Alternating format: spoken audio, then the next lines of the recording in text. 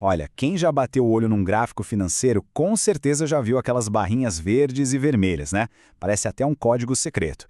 Mas hoje a gente vai decodificar isso. Vamos entender os famosos gráficos de candlestick, não como uma coisa super complexa, mas olha só, como uma história visual do que está rolando no mercado.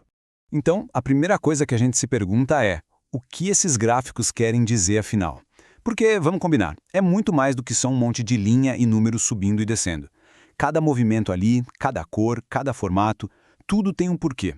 E a resposta é simples. Eles contam uma história. É isso mesmo. Uma história que fala de otimismo, de medo, de uma verdadeira luta e até de indecisão.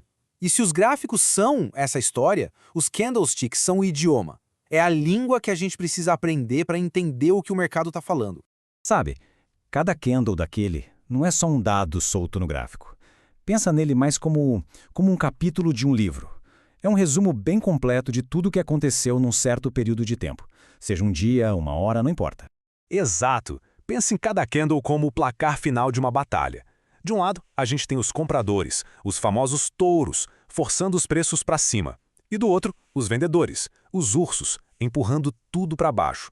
O candle, no fim das contas, mostra pra gente quem venceu essa briga. E mais importante, com que força. Ok, então para a gente conseguir ler essa língua do mercado, primeiro a gente tem que conhecer o alfabeto, certo? Então vamos lá, vamos desmontar um candle pedaço por pedaço, para entender o que cada parte significa. A parte principal, aquela mais grossinha, sabe? A gente chama de corpo. E ele é literalmente o coração da história daquele candle.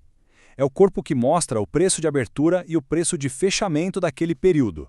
E só de olhar o tamanho dele, a gente já tem uma boa ideia da força que o mercado teve naquele momento. Aí tem aquelas linhas fininhas que saem para cima e para baixo do corpo. Elas são as sombras ou pavios. Pensa nelas como as marcas deixadas pela batalha. Elas mostram os pontos mais altos e mais baixos que o preço chegou a atingir, mesmo que não tenha fechado lá. A sombra de cima mostra o preço máximo, a de baixo, o mínimo. E é aqui que a mágica acontece, porque a cor já entrega o resultado da batalha de cara.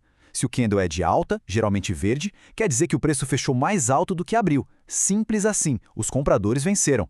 Agora, se o candle é de baixa, vermelho, é o contrário. O preço caiu, a abertura foi maior que o fechamento. Ponto para os vendedores. Bom, agora que a gente já conhece as letras do alfabeto, está na hora de começar a formar as primeiras palavras. Existem alguns padrões, algumas combinações de candles que podem ser um sinal, uma dica de uma possível mudança de direção do mercado. Vamos começar pelos sinais que apontam para uma possível alta. E um dos padrões de reversão mais famosos é esse aqui, o martelo, ou hammer. É um sinal que muito analista fica de olho, principalmente depois de uma tendência de queda. E o nome já diz tudo, né? Ele parece mesmo um martelinho, com um corpo pequeno lá em cima e uma sombra bem longa para baixo. Mas tá, o que o martelo conta pra gente? Imagina a cena. O mercado está caindo, aí os vendedores tentam empurrar o preço mais para baixo ainda e eles até conseguem por um tempo. É isso que aquela sombra longa mostra. Só que antes do período fechar, os compradores reagem com uma força incrível e jogam o preço lá para cima de novo, perto de onde abriu. É um sinal claro de que os compradores estão acordando e uma virada para alta pode estar vindo aí. Certo. Agora vamos virar a moeda. Porque do mesmo jeito que tem sinal de que os compradores estão ganhando força, também existem os padrões que mostram que os vendedores é que estão prestes a tomar o controle da situação. E aqui a gente tem o primo do martelo, só que do lado da baixa, a estrela cadente ou shooting star. Se olhar bem, é basicamente um martelo invertido, de cabeça para baixo.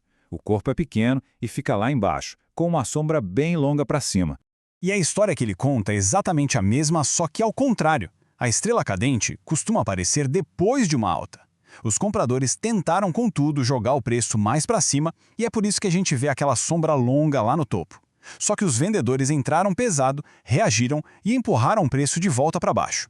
É um sinal de alerta de que a força dos compradores pode estar acabando. Mas e quando a batalha não tem um vencedor claro? Quando dá empate? Porque nem sempre o mercado está decidido, né? Às vezes ele simplesmente para, dá uma respirada, fica ali pensando no que fazer. É exatamente para isso que serve o doji. O doji é esse candle bem diferente que quase não tem corpo, é só uma linha. Isso acontece quando o preço abre e fecha praticamente no mesmo lugar. Ele é o retrato da indecisão, do equilíbrio perfeito. Nenhum lado ganhou. E só isso já pode ser um sinal bem importante de que a tendência, seja de alta ou de baixa, está perdendo o fôlego. Ok, agora a gente chega na parte talvez mais importante de todas. Sério. Aprender a achar esses padrões é legal, é útil, mas eles sozinhos não querem dizer nada. Ler um candle fora de contexto é um erro. O contexto é tudo. E o próprio material da XP Research que a gente usou de base bate muito nessa tecla. E a citação deles é perfeita. Um padrão de candle é uma pista, não é uma certeza. É só uma pecinha do quebra-cabeça e não o quebra-cabeça inteiro. Então, como é que a gente analisa do jeito certo? Bom, tem um passo a passo. Primeiro, sempre olhe o que veio antes, olhe os candles anteriores, para entender se esse padrão novo está revertendo ou continuando uma tendência. Segundo, combine a análise dos candles com outras informações, outras notícias. E terceiro, use outros indicadores, como médias móveis, suporte, resistência, para ter uma confirmação do que os candles parecem estar dizendo. Então, da próxima vez que alguém for olhar um gráfico, fica o convite. Não veja só um monte de barrinha colorida. Tente ler a história por trás. Quem está no comando? Os touros ou os ursos? Será que tem algum sinal de mudança vindo por aí? O alfabeto está aí, apresentado. A grande pergunta que fica é: que história o mercado está contando hoje?